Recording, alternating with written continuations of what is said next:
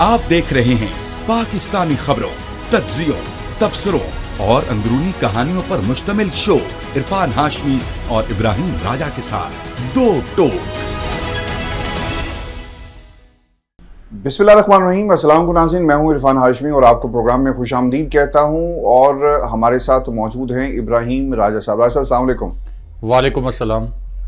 راجہ صاحب، پروگرام شروع کرنے سے پہلے ویورز آپ تمام دوستوں سے ریکویسٹ ہے کہ چینل کو ضرور سبسکرائب کر لیں تاکہ ہم مل کر پاکستان میں وی پی این اور پھر یہ جو فائر وال ہے اسے ہم مات دے سکیں، کیونکہ کریک ڈاؤن سوشل میڈیا کے اوپر کیا جا رہا ہے۔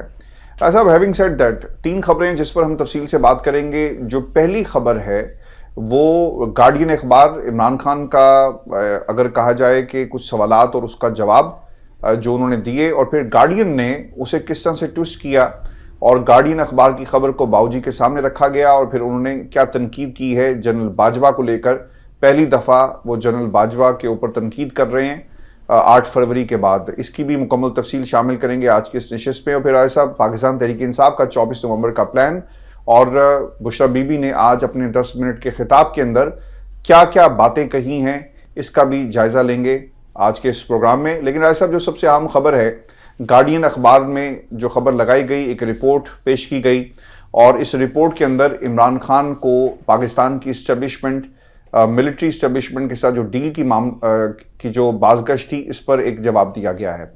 گارڈین اخبار لکھتا ہے کہ اڈیالہ جیل میں قید عمران خان کو ان کی قانونی ٹیم کے ذریعے سوال ارسال کیے گئے، جس کے جواب عمران خان نے ہمیں بتایا کہ گزشتہ سال اگست میں گرفتاری کے بعد ان کا فوج سے کوئی ذاتی رابطہ نہیں ہے۔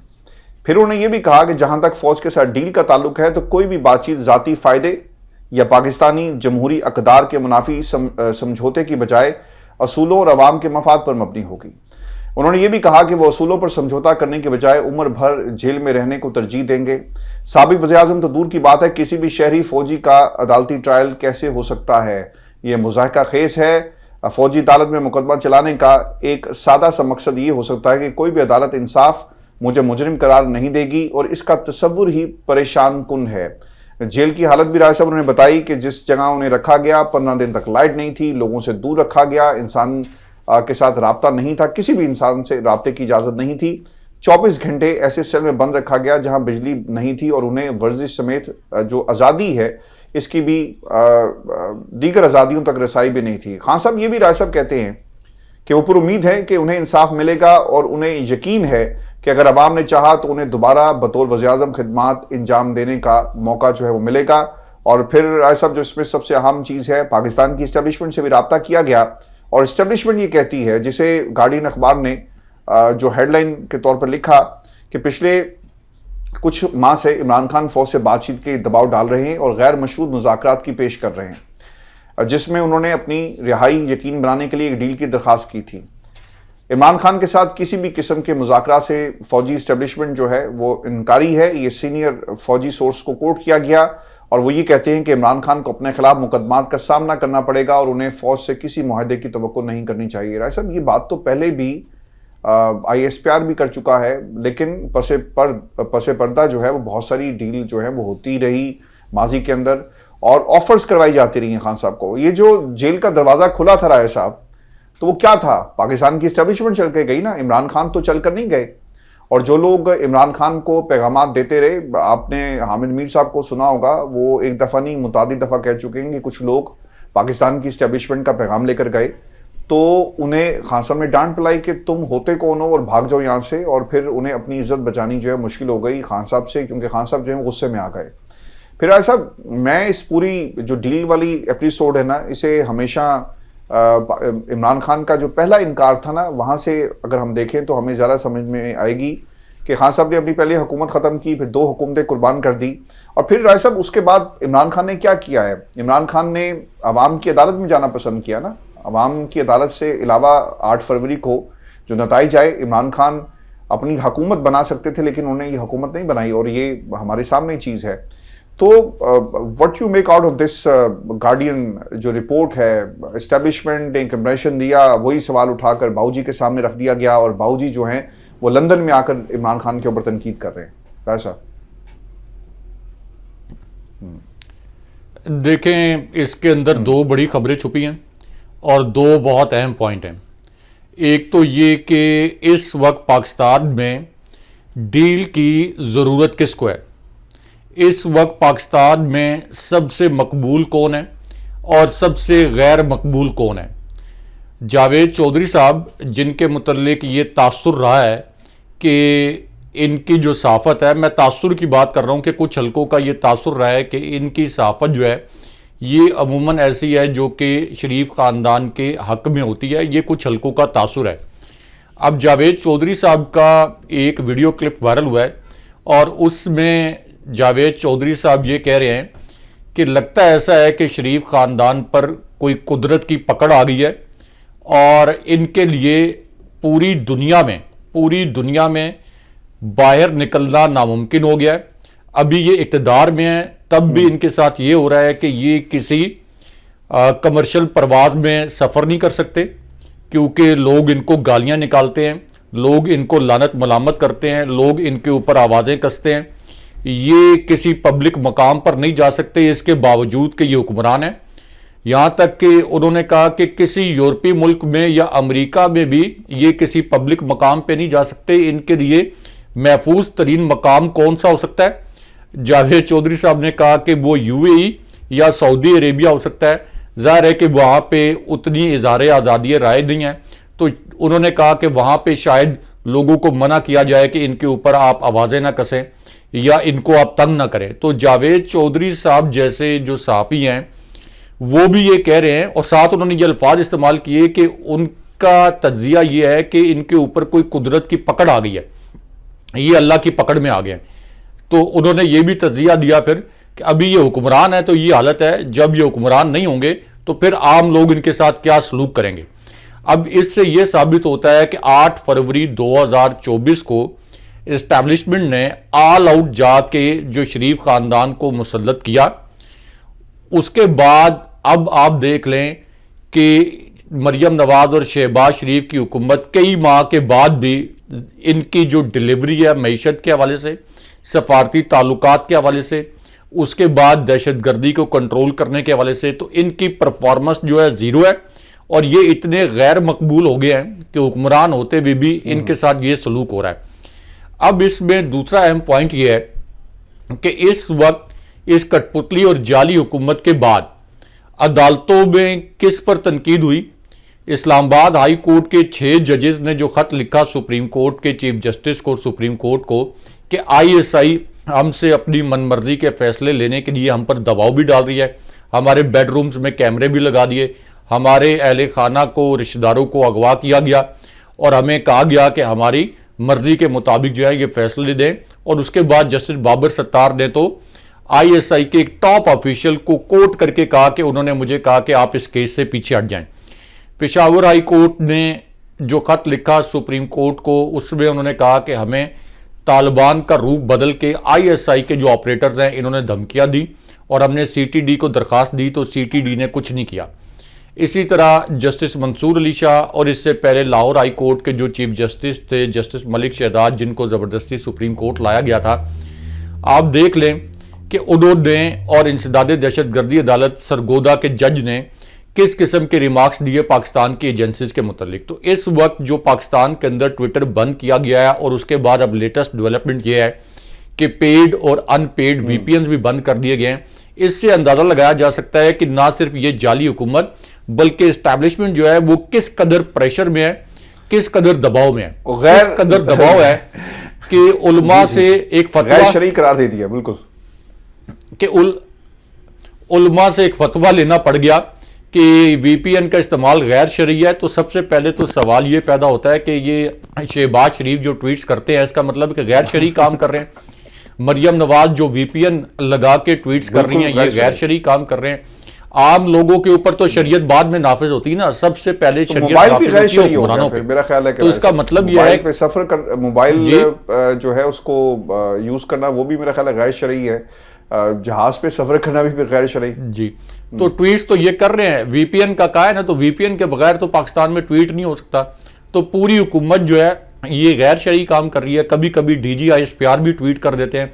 تو اس طرح کے جو فتوے جو لگوانے پڑے اور یہ جو کمپرومائز قسم کے علماء ہیں ان سے جب اس قسم کے فتوے لگانے پڑے ہیں تو اس سے آپ اندازہ کر لیں کہ عمران خان صاحب کی مقبولیت کتنی زیادہ ہے اور اسٹیبلشمنٹ کس قدر پریشر میں ہے اور کس قدر اسٹیبلشمنٹ کو تنقید کا سامنا ہے اور اس جعلی حکومت کو بھی.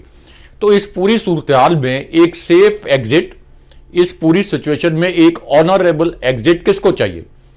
عمران خان صاحب تو ہر آنے والے دن کے ساتھ مقبول ہو رہے ہیں اور اس کا ثبوت یہ ہے کہ پی ٹی آئی جب بھی کوئی جلسہ پلان کرتی ہے اس کے اوپر بدترین کریک ڈاؤن کر دیا جاتا ہے. ڈی چوک میں 3 دن تک بدترین کریک ڈاؤن کیا گیا لیکن اس کے باوجود لوگ باز نہیں آتے. اس کا ایک اور ثبوت یہ ہے کہ 24 نومبر کا احتجاج روکنے کے لیے پورے ملک میں ابھی سے کریک ڈاؤن شروع کر دیا گیا ہے. تو اس کا مطلب یہ ہے کہ پی ٹی آئی اور عمران خان صاحب کی مقبولیت پر تو عالمی میڈیا بھی مہر ثبت کر چکا ہے. عالمی میڈیا بتا چکا ہے کہ عمران خان صاحب 8 فروری 2024 کا الیکشن جیتے. عالمی میڈیا اور عالمی انسانی حقوق کے ادارے اور جمہوریت کا تحفظ کرنے والے ادارے یہ کہہ چکے ہیں کہ اس الیکشن پر ڈاکہ مارا گیا. اس کے باوجود عمران خان صاحب کی پاپولیرٹی جو ہے یہ بڑھ رہی ہے, پوری ان کی قیادت جیل میں ہے. تو اس پوری سچویشن میں جو میں ختم کرتا ہوں, جو اب انٹرنیشنل ڈیولپمنٹس ہوئی ہیں ہاشمی صاحب, یہ بڑی اہم ہیں کیونکہ ان ڈیولپمنٹس کے اندر ایک بہت اہم ڈیولپمنٹ یہ ہے کہ یہ جو ٹرمپ الیکٹ ہو گئے ہیں اور اس کے بعد عمران خان صاحب کے اوپر جو کیسز ہیں, ظاہر ہے کہ یہ بھی کتنا عرصہ چلیں گے. اسلام آباد ہائی کورٹ کے کچھ ججز بھی ان کیسز کو زیادہ اب لٹکانے کے موڈ میں نظر نہیں آتے. تو الٹیمیٹلی ایک آنریبل ایگزٹ چاہیے, اسٹیبلشمنٹ کو ایک سیف ایگزٹ چاہیے. تو ڈیل کرنا یا کچھ سمجھوتا کرنا یہ اسٹیبلشمنٹ کی مجبوری ہے اس وقت. اس لیے جب اسلام آباد کا جو ایک جلسہ تھا اس کو رکوانے کے لیے علی امین گنڈا پور صاحب نے آن کیمرہ کہا, اس کی D G I S P R یا فوج کی جانب سے کوئی تردید نہیں آئی. انہوں نے آن کیمرہ کہا کہ مجھے اسٹیبلشمنٹ نے رابطہ کیا تھا کہ عمران خان صاحب سے درخواست کریں کہ یہ جلسہ اسلام آباد والا ملتوی کر دیں کیونکہ اسلام آباد میں اس وقت مذہبی جماعتوں کا جلسہ بھی ہو رہا تھا. تو اسٹیبلشمنٹ نے اس وقت درخواست کی. اعظم سواتی نے کہا کہ میں نے اسٹیبلشمنٹ کا پیغام پہنچایا, اس کی کوئی D G I S P R کی جانب سے یا فوج کی جانب سے تردید نہیں آئی. اسی طرح خود D G I S P R یہ کہہ چکے ہیں کہ صرف 9 مئی کے واقعات پر اگر عمران خان صاحب یا پی ٹی آئی جو ہے یہ کوئی ریگریٹ کر لیں تو پھر یہ مین سٹریم کی سیاست کریں. اس کا مطلب ہے کہ وہ بھی یہی کہہ رہے ہیں. پھر جنرل لودھی کا فارمولا, پھر جو ریٹائرڈ جنرلز آپ کی اسکرین پر آئی ایس پی آر کی مرضی اور منشا سے اور ان کا لائسنس لے کے تجزیہ کار کے طور پر اپیئر ہوتے ہیں, وہ بھی یہ کہتے ہیں کہ عمران خان صاحب بس کوئی ہلکی پھلکی وضاحت کر دیں کیونکہ عمران خان صاحب سب سے مقبول لیڈر ہیں, پی ٹی آئی سب سے مقبول جماعت ہے اور اسٹیبلشمنٹ کو اور پاکستان کی سب سے مقبول جماعت کو آمنے سامنے نہیں ہونا چاہیے. اور یہ بات بالکل درست ہے ان ریٹائرڈ جنرلز کی کہ پاکستان کی سب سے بڑی جماعت اور اسٹیبلشمنٹ کو آمنے سامنے نہیں ہونا چاہیے. تو اس لیے یہ مجبوری جو ہے یہ اسٹیبلشمنٹ کی ہو سکتی ہے, عمران خان صاحب کے نہیں. خان صاحب کے حوالے سے جب سوال ہوا اور پھر اس کو کوٹ کیا گیا تو رائے صاحب نواز شریف صاحب یہ کہتے ہیں کہ پہلے عمران خان حساب دیں کہ انہوں نے باجوہ اور فیض حمید کے ساتھ مل کر کیا کیا. اچھا میں نا کچھ ایگزامپلز اپنے سننے والوں کے سامنے رکھ دیتا ہوں, بڑے بڑے ایونٹس جو ہوئے. رائے صاحب آپ کو یاد ہوگا کہ پاکستان سے جنرل باجوہ نے کس کو نکلوایا اور خواجہ آصف صاحب کی متعدد گواہیاں موجود ہیں جس میں وہ کیا کہہ رہے ہیں, اور پھر اس کے ساتھ ساتھ جو مریم تھی ان کو کس طرح سے عدالتوں سے ریلیف دلوایا گیا, پھر وہ جنرل باجوہ کے دور میں جنرل فیض کے اوپر تنقید کرتے رہے. تو یہ ایپیسوڈز ہم نے سب نے پاکستان کے اندر دیکھے ہیں. آپ کو رائے صاحب کیا لگتا ہے ٹائمنگ اس کی کیسی ہے؟ پاکستان سے باہر آ کر تنقید کرنا کیوں, پاکستان کے اندر انہوں نے جنرل باجوہ کا نام کیوں نہیں لیا, آج ہی وہ جنرل باجوہ کا نام کیوں لے رہے ہیں اور وہ بھی لندن کے اندر؟ دیکھیں ہاشمی صاحب, ایک تو چونکہ جنرل باجوہ کے ساتھ انہوں نے ڈیل کیا ہے اور جنرل باجوہ ان کو اقتدار میں واپس لے کے آئے ہیں. جس وقت خواجہ آصف نے ایک بات کی تھی کہ جنرل باجوہ کو پارلیمنٹ کے اندر بلانا چاہیے کہ طالبان کے متعلق ان کی کیا پالیسی تھی, تو خواجہ آصف نے یہ انکشاف کیا تھا کہ جنرل باجوہ نے انہیں گالیاں دی ہیں اور سنگین نتائج کی دھمکیاں دی ہیں. اور وہ سنگین نتائج ظاہر ہے یہی ہو سکتے تھے کہ میں آپ لوگوں کی ڈیل کے سارے پول کھول دوں گا. اب جنرل باجوہ بھی مجبور ہیں, ایک آرمی چیف تھے اور ظاہر ہے کہ انہوں نے ڈیل کی تو ان کے اپنے پول بھی کھل جائیں گے. اب میاں نواز شریف جو ہیں یہ ان کو پتہ ہے کہ جناب باجوہ اب ایک سپینٹ کوئن ہے, ایک سپینٹ فورس ہیں, اس لیے پاکستان سے باہر جا کے انہوں نے نام نہاد تھوڑا سا خود کو ریلیونٹ رکھنے کے لیے یا مزاحمتی ثابت کرنے کے لیے جناب باجوہ پر تنقید کی. لیکن ہاشمی صاحب یہ جس نظام کے بینیفیشری ہیں, یعنی ایک طرف تو اسٹیبلشمنٹ پر, پچھلی اسٹیبلشمنٹ پر تنقید کر رہے ہیں, یہ موجودہ اسٹیبلشمنٹ کے بینیفیشری ہیں, تو ان کی جرت نہیں ہے کہ موجودہ اسٹیبلشمنٹ کے اوپر کوئی تنقید کریں.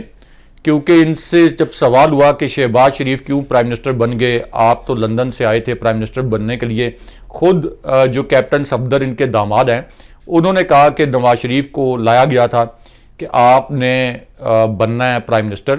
تو ان سے جب بھی سوال ہوتا ہے تو ان کی یہ جرت نہیں ہوتی یہ کہنے کی کہ اسٹیبلشمنٹ اصل میں شہباز شریف کے ساتھ زیادہ کمفرٹیبل ہے.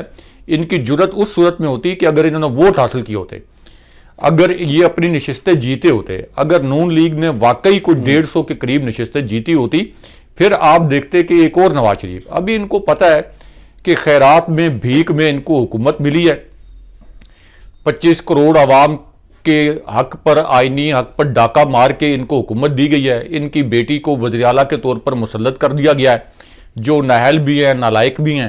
اسی طرح شہباز شریف کو وزیر اعظم کے طور پر مسلط کر دیا گیا ہے. شہباز شریف کو اور کتنا موقع دینا چاہیے؟ یعنی شہباز شریف جو ہے یہ رجیم چینج آپریشن سے آن ورلڈ اب تک مسلسل ظاہر ہے کہ پرائم منسٹر ہیں, اور اس کے بعد کٹ پتلی حکومت بھی شہباز شریف کی حکومت کا تسلسل تھی. تو انہوں نے ملک کو کہاں سے عرش سے یہ فرش پر انہوں نے گرا دیا ہے. تو اس پوری سچویشن میں عمران خان صاحب کا جو جملہ ہے وہ بڑا اہم ہے کہ 10 سال کے لیے مارشل لا لگا دیا گیا ہے. یہ غیر اعلانیہ مارشل لا ہے, یہ کوئی شہباز شریف کی حکومت نہیں ہے, یہ اسٹیبلشمنٹ کی حکومت ہے. یہ 10 سال کا پلان کیوں ہے؟ کیونکہ اب 5 سال کے لیے تو جو انہوں نے امینڈمنٹ کی ہے, کسی بھی آرمی چیف کی مدت ملازمت 5 سال ہوگی. اس کا مطلب یہ ہے کہ army chief general Asim Munir کی مدت ملازمت جو پہلی ان کی تعیناتی ہے وہ 5 سال کے لیے ہوگی. 2 سال ان کے اس نومبر 29 کو پورے ہوں گے, اس کے بعد 3 سال وہ مزید آرمی چیف رہ سکتے ہیں, اور اس کے بعد ان کو اگر ایکسٹینشن دی گئی, جس کو اب ری اپائنٹمنٹ کہا جاتا ہے, اب اس کو ایکسٹینشن نہیں کہا جاتا, اس کو کہا جاتا ہے دوبارہ تعیناتی, تو وہ بھی 5 سال کی ہوگی پھر.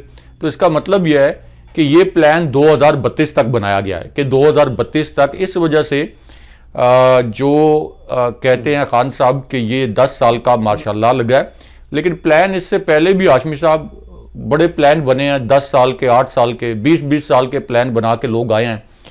یہ اسی طرح نواز شریف نے جب کوشش کی تھی کہ یہ خود کے لیے امیر المومنین کا ایک خطاب جو ہے اپنے آپ کو دے دیں, اس وقت بھی انہوں نے بڑا لمبا چوڑا پلان بنایا تھا, لیکن یہ لمبے چوڑے پلان رہتے نہیں ہیں ایک ایسی صورتحال میں جب آپ کی حکومت کو کوئی قانونی حیثیت حاصل نہ ہو, 90% ملک کے عوام آپ کے خلاف ہوں, آپ کے جو نیبرنگ کنٹریز ہیں, آپ کے ہمسایہ ممالک, وہاں پہ بنگلہ دیش جیسے حالات پیدا ہوں جہاں لوگ ایک کرپٹ حکمران کو اٹھا کے باہر پھینک دیں, سری لنکا میں حکمرانوں کو فوجی جہازوں میں بھاگنا پڑے, افغانستان کے صدر کو ہیلی کاپٹرز میں بھاگنا پڑے.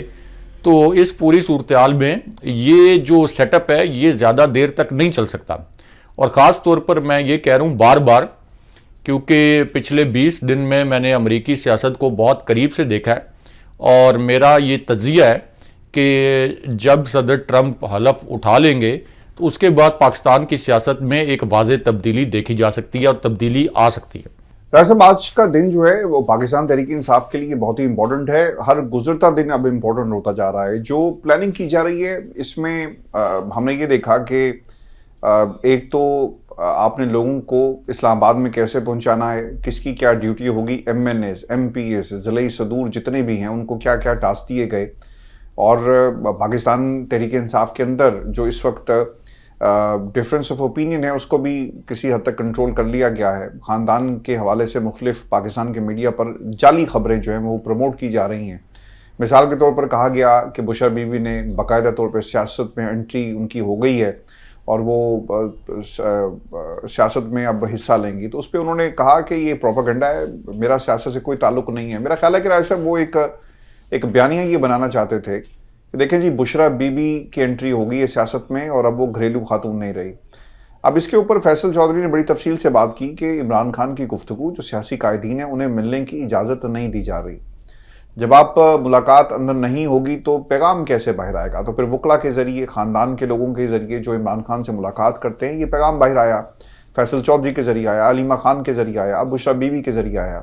اب بشریٰ بی بی نے رائے صاحب جو خطاب کیا ہے اس میں کچھ امپورٹنٹ چیزیں عمران خان کے متعلق کہی اور پھر ان کا پیغام قوم تک پہنچایا۔ وہ یہ کہتی ہیں کہ سیاست کا شوق نہیں، سب پروپیگنڈا ہے، اپنے شوہر کے لیے فکر مند ہوں۔ پی ٹی آئی کے ذرائع کے مطابق پشاور میں پارٹی اجلاس سے پردے کے پیچھے تقریباً 10 منٹ انہوں نے خطاب کیا، اور بشریٰ بی بی نے کہا کہ میری سیاست میں انٹری سے متعلق پروپیگنڈا چل رہا ہے، میں نے نہ پہلے سیاست کی اور نہ اب میں سیاست کر رہی ہوں۔ پارٹی رہنماؤں سے مخاطب کرتے ہوئے انہوں نے کہا کہ مجبوری ہے، اس لیے آپ سے بات کر رہی ہوں، اور مجھے اس پر ہمارے محافظوں نے مجبور کیا۔ رہنماؤں کے عمران خان کے پیغام پہنچانے پر پارٹی میں اعتراض ہوتا ہے، اس لیے وہ عمران خان کا مکمل موقف سامنے رکھ رہی ہیں۔ بشریٰ بی بی نے یہ بھی کہا کہ سب کو ڈی چوک پہنچنا ہے بصورت دیگر کارروائی ہوگی۔ عمران خان کا پیغام ہے کہ سب کو 24 نومبر کو ڈی چوک پہنچنا ہے اور احتجاج کے مقام تک پہنچنے کی سب کے پاس ویڈیوز ہونی چاہیے۔ انہوں نے مزید کہا کہ جو رہنما ان ہدایات پر عمل نہیں کرے گا اس کے خلاف کارروائی ہوگی۔ بشریٰ بی بی سیاست نہیں جہاد کر رہی ہیں۔ مشال یوسفزئی بھی میدان میں آئی اور پھر انہوں نے بھی کچھ باتیں کہی رائے صاحب۔ وہ یہ کہتی ہیں کہ سابق خاتون اول بشریٰ بی بی سیاست نہیں جہاد کر رہی ہیں، ان کا ہر سیاسی عمل بانی پی ٹی آئی عمران خان کی ہدایت کے عین مطابق ہے۔ اور اجلاس کی صدارت chairman P T I barrister Gohar نے کی ہے، اور اس کے علاوہ وزیر اعلیٰ علی امین گنڈاپور بھی وہاں پر موجود تھے۔ رائے صاحب، ایک تو 10-10 ہزار لوگوں کو لانے کی بات کی گئی ہے، جو ایم پی اے ہے وہ 5000 اور جو ایم این اے وہ 10,000۔ اچھا، میں نے آج کچھ فگرز دیکھ رہا تھا رائے صاحب، اور یہ تو 10 ٹائمز زیادہ اعلان کیا گیا ہے۔ پاکستان کے اندر جو صوبائی اسمبلیز ہیں رائے صاحب، اگر اس کو دیکھا جائے تو تقریباً 200 سے زائد یہ اسمبلیز کے اندر جو نشستیں ہیں پاکستان تحریک انصاف کی ہیں، تو 200 حلقوں میں سے رائے صاحب اگر ہزار بندہ بھی آئے نا تو یہ نمبرز 2 لاکھ تک پہنچ جاتے ہیں۔ تو 2 لاکھ بندہ اگر ایک M N A M P نہیں، ایک بندہ اپنے حلقے سے 1000 بندہ نہیں نکال سکتا، تو میرا خیال ہے کہ سر ایسا اسے پھر گھر بیٹھ جانا چاہیے۔ لیکن جسٹ امیجن کریں کہ اگر واقعی 10-10 ہزار بندہ ایک حلقے سے آ گیا تو رائے صاحب 10 حلقوں سے تو 1 لاکھ بندہ آٹومیٹکلی آ جائے گا، اور یہ ٹاسک دیا گیا۔ اور پھر اس کے اندر صوبائی جو گلگت بلتستان سے لوگوں نے آنا ہے، جو آپ کے کشمیر سے جو لوگ آئیں گے، پھر اس کے علاوہ جو کے پی کے سے جو قافلے آئیں گے، تو یہ نمبرز بہت دور تک، یعنی بڑے نمبرز ہمیں نظر آ رہے ہیں۔ تو معاملہ 40-50 ہزار لوگوں کا سلمانہ کرمایا صاحب کہتے تھے کہ اگر بندے آ گئے تو احتجاج جو ہے وہ صرف ہوگا، انقلاب نہیں آئے گا۔ تو رائے صاحب یہ تو نمبرز جس طرح سے بتا رہے ہیں تو یہ تو لاکھوں کا مجمع بن سکتا ہے، اور اگر یہ ڈی چوک پہنچ کر بیٹھ گیا تو پھر میرا خیال ہے کہ حکومت کو بات کرنا پڑے گی پاکستان تحریک انصاف سے۔ دیکھیں، ایک تو بشریٰ بی بی صاحبہ کو بالکل بیک فٹ پہ نہیں جانا چاہیے، اور یہ نہیں کہنا چاہیے کہ میں کوئی سیاست نہیں کر رہی۔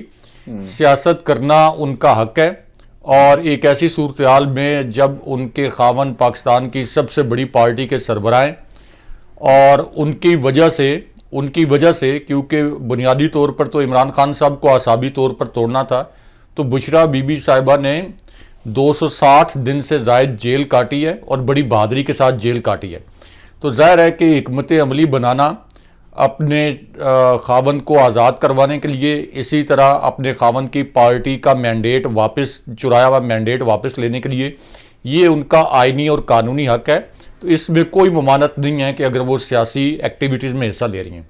اب آ جائیں کہ جو ایم این ایز اور ایم پی ایز کو ٹاسک دیا گیا ہے، اب یہ جو 10 ہزار افراد لانے کا ٹاسک دیا گیا ہے، یہ بالکل ٹھیک وارن کیا ہے بشریٰ بی بی صاحبہ نے، اور اس سے یہ بھی پتہ چلتا ہے کہ پوٹینشلی وہ ایک پولیٹیکل لیڈر ہو سکتی ہیں، ان کا ایک پولیٹیکل ویژن ہے۔ ظاہر ہے کہ عمران خان صاحب کے ساتھ رہی ہیں، اور ان کی شریک حیات کے طور پر وہ دیکھ رہی ہوں گی کہ عمران خان صاحب نے کس طرح کے ڈیسیژن کن حالات میں کیے ہیں، تو اس سے انہوں نے بہت کچھ سیکھا بھی ہوگا۔ اب اگر آپ دیکھیں کہ 10 ہزار ایک ایم این اے کو کہا گیا کہ آپ لوگ لے کے آئیں، تو پی ٹی آئی کے جو ایم این ایز ہیں، یعنی ایسے ایم این ایز جن کو بھرپور کوشش کی گئی کہ ہروا دیا جائے، اس کے باوجود وہ پارلیمنٹ کے اندر آ گئے، تو ان کی تعداد جو ہے، یہ مخصوص نشستوں کو اگر آپ چھوڑ بھی دیں تو یہ تب بھی 90 سے زائد ہے۔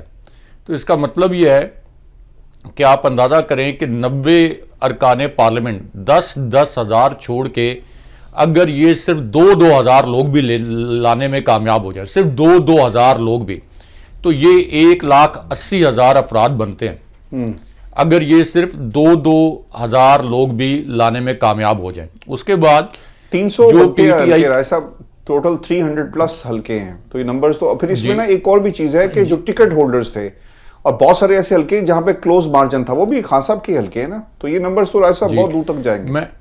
جی، اور پھر بہت سے ان کے ایم این ایز ہیں، یعنی تقریباً 120 کے قریب ایم این ایز جو کہ لیگلی ایم این اے فارم 45 کے مطابق ایم این ایز تھے، لیکن جعلی فارم 47 کے ذریعے ان کو ہرایا گیا۔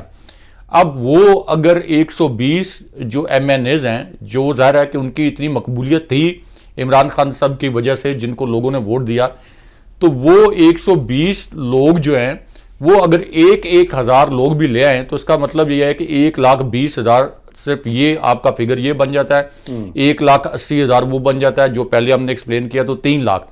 پھر آپ کے جو ایم پی ایز ہیں، ظاہر ہے کہ کے پی کی اسمبلی میں ایک اوور ویلمنگ میجورٹی ہے اور وہاں سے تو ایک بہت بڑا سونامی آئے گا۔ پنجاب میں جو آپ کے ایم پی ایز ہیں، تو یہ بشرا بی بی صاحبہ نے جو فگر دیا ہے، اگر اس کا 20% بھی، یعنی 2,000 لوگ، اس کا 10% بھی اچیو ہو گیا تو ہاشمی صاحب 6-7 لاکھ لوگ جو ہیں یہ اکٹھے ہو سکتے ہیں اسلام آباد کے اندر، اگر اس کا 10% بھی اچیو کر لیا گیا۔ اور ٹارگٹ پی ٹی آئی کا یہ ہونا چاہیے کہ کم سے کم 2 سے 3 لاکھ لوگ بدترین کریک ڈاؤن کے باوجود، جبر کے باوجود، کنٹینر دیگر رکاوٹوں کے باوجود 2 سے 3 لاکھ لوگ جو ہے اسلام آباد میں داخل ہوں۔ اگر اس کے بعد اس دھرنے کو اڈیالہ کی جانب لے کے جانا ہے، اس مارچ کو اڈیالہ کی جانب لے کے جانا ہے، تو ٹارگٹ یہ ہونا چاہیے کہ ہر قسم کی شیلنگ، ہر قسم کی رکاوٹ کے باوجود آپ 40 سے 50 ہزار لوگوں کو اڈیالہ تک پہنچانے میں کامیاب ہوں۔ تو اس کے بعد آپ دیکھیں گے کہ یہ جو ابھی آپ نے سٹوری پڑھی ایک برطانوی اخبار کی، تو آپ یہ دیکھیں گے کہ یہی اسٹیبلشمنٹ، یہی حکومت، یہی شہباز شریف کی حکومت، یہی جو مریم نواز کی کٹ پتلی حکومت ہے، یہ کیسے یہ حکومت مکمل طور پر مفلوج ہو جائے گی۔